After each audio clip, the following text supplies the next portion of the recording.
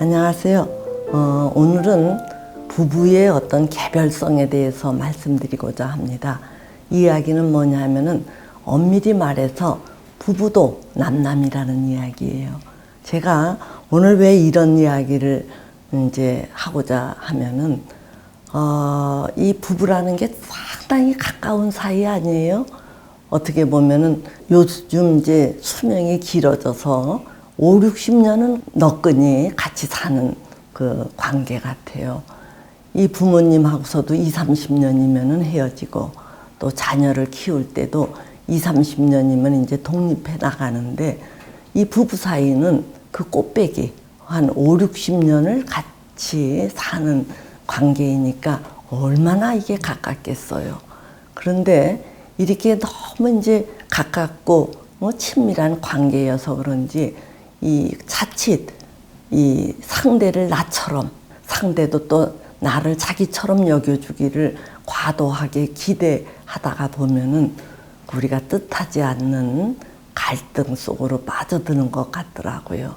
이제 이게 무슨 얘기냐 하면은 아무리 같이 오랫동안 살아도 상대방에 대한 존중 또는 다소의 긴장 또 조심스러움 이런 것들을 늘 유지를 해야지 그렇지 않고 너무 마음을 놓고 방심하다가는 이 자칫 뭔가 관계를 악화시키거나 관계를 악화시키기까지는 않더라도 상대방을 이게 좀 옥조이는 그런 실수를 범하는 것 같아요.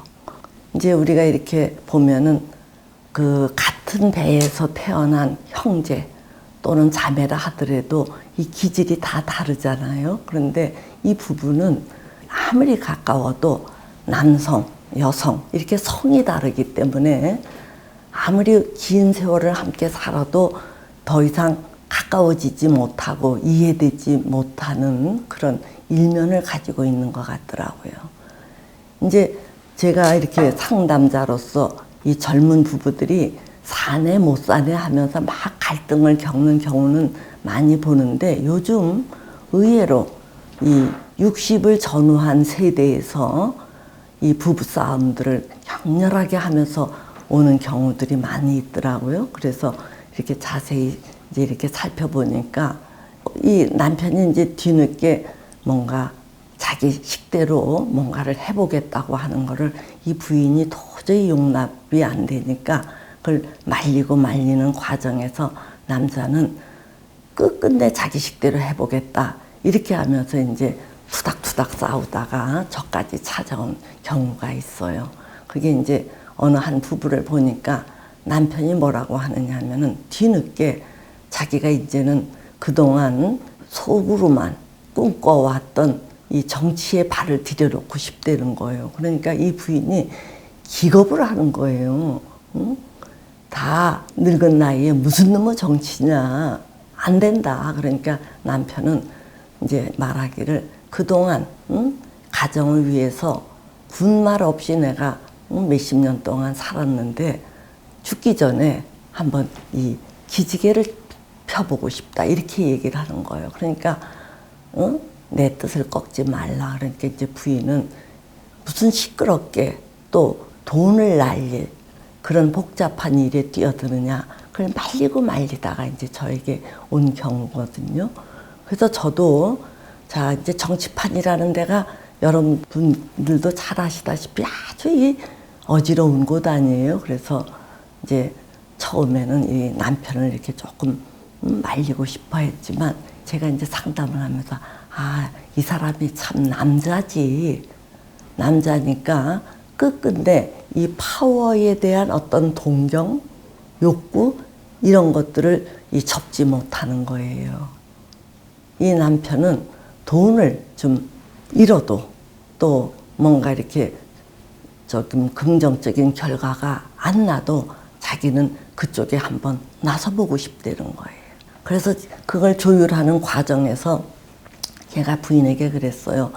당신이 정말 걱정하는 게 뭐냐 그러니까 이 어수선해지고 이 돈을 없앨까봐 이 부인이 겁을 먹더라고요. 그래서 제가 자 남편이 어느 정도 털어먹더라도 이 의식주의 위협을 당하지 않을 만큼 그걸 이제 뭐 명의 변경이라든가 이런 것들을 확실히 해두고 남편이 크고 그것을 하고 싶다 그러면은 허용을 해야 된다. 왜냐하면은 당신 남편은 한 남자로서 어떤 파워에 대한 욕구, 그거를 한번 휘둘러 보고 싶다는 얘기예요.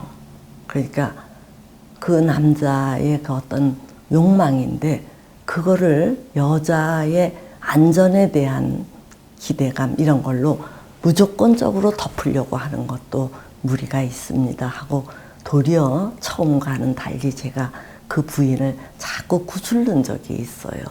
남자가 남자로서 어떤 포기 못하는 그 어떤 것을 여자가 자꾸 포기시키려고 하는 것도 조금 그렇다, 이런 식으로. 또 이와는 또 다른 이제 남자의 말리지 못하는 욕망이 뭐냐 하면 성에 대한 문제 같아요. 이제 남자들은 기회만 있으면은 어떤 욕구 충족을 하고 싶어 하지요. 성욕에 대한 욕구 충족을. 근데 이제 부인들은, 자, 나랑 결혼했으면 나에게 충실해야지 왜 나 외에 다른 사람에게 그렇게 눈이 돌아가느냐. 그러고 그런 어떤 다른 여자에 대한 동경을 삼가하지 못하느냐. 그거는 나에 대한 사랑이 부족하다는 거 아니냐. 이렇게 이제 여자들은 생각하는데, 제가 보기에는 아내에 대한 사랑이 있든 없든 그것과는 별개로 이 성적 욕구에 자기도 모르게 딸려가는 게 남자 같아요. 그래서 이제 어떤 부부의 경우 남편이 뭐 이제 부인이 그 곁에 없는 사이에, 그 이제 곁에 없다라는 것은 뭐냐면은 아이 양육 때문에 또는 자기가 어떤 공부를 하는 목적으로 남편 곁을 떠나서 몇 년 지난 적이 있어요. 이때 이 남편이 자기를 상당히 흠모하는 여자와 좀 연애 관계가 조금 있었던 것 같아요.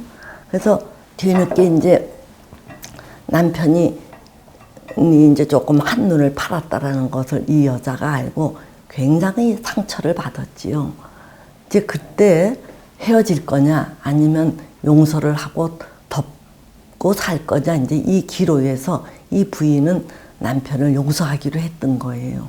그런데 그 이후에도 이 부인이 뭔가 속이 들릴 때마다 늘 그 이야기를 소환해 오는 거예요. 그래서 그게 이제 한두 번이 아닌 거예요. 수시로 기회만 있으면 그 이야기를 소환해 와서 남편을 들들볶고 이런 일 때문에 드디어 이 남자가 이제 견딜 수가 없어서 대판 싸우고 저에게 온 거예요. 그래서 제가 벌써 그 분들도 50대 후반인데 제가 그 부인에게 뭐라고 얘기했느냐 하면은, 자, 남자에게 있어서 말릴 수 없는 두 가지 큰 욕구가 어떤 힘에 대한 욕구, 그리고 성에 대한 욕구인데, 이거는 남자의 어떤 참 말리지 못하는 특성으로 그걸 이해를 하고 넘어가야지, 그거를 자꾸 불러들여서 남자를 옥조이거나 제재하거나 비난하는 거는, 이거는 참 그렇다. 그러니까 이 조금 그런 거에 대해서 너그러워져라, 이렇게 얘기한 적이 있습니다. 또 이렇게 남자에게만 못 말리는 욕구가 있는 게 아니라 반대로 여자에게도 못 말리는 욕구가 있어요. 그게 뭐냐 하면은 그 자잘자잘한 거에 대한 어떤 동조, 이해, 공감, 이런 것들을 여자들이 굉장히 좋아해요. 그러니까 이 아내가 그 소소한 것들을 갖고서 중시하는 거를 남자들이 함께 공유하고 그걸 존중하고 동조해 주지 않는 거에 대해서 여자들이 굉장히 힘들어 하거든요. 그러니까 남자들도 여자들의 이 못 말리는 욕구 중에서 이 공감받고 동조하고 함께 해주는 거, 이런 것들을 좀 맞이해주고 따라줘야 돼요. 그리고 이제 그것과 또 연결이 중첩이 되는 수도 있는데 여자들에게는 정서적인 의존 욕구가 채워져야 비로소 행복감을 느낀다 그래요. 그러니까 아무리 많은 것들을 제공해 줘도 정서적으로 이렇게 든든한 의존 욕구를 채우지 않을 경우에는 여자들이 이게 뭔가 그 행복감을 안 느끼거든요. 그러니까 이런 것들을 이게 고려를 해서 여러분들께서는 자, 남자들에게 못 말리는 욕구가 있듯이 여자들에게도 못 말리는 욕구가 있다. 근데 이제 이런 것들을 상대방이 무조건적으로 존중해 줘야 된다라고 이렇게 강조하다가 보면은 자칫 상대를 이제 누를 수가 있어요. 그래서 제가 오늘 드리고자 하는 말은 아무리 긴 세월을 함께 사셨어도 그는 그고 나는 나고 더군다나 그는 남자고 나는 여자이고 이러기 때문에 한 번, 두 번 말려도 안 되면은 하는 수 없다. 그래, 우리가 적당한 거리를 두고 너 하고 싶은 대로 하도록 또 내 하고 싶은 거를 따라주도록 서로 허용하고 존중하는 자세를 가지면은 늙음하게도 서로 이 공존하기가 아주 좋을 것 같아요. 예, 그래서 서로를 어느 정도 인정하고 한두 번 말려도 안 되면은 한 발 물러서는 이런 좀 여유로움을 가지셨으면 합니다. 예, 오늘은 여기까지 하도록 하지요.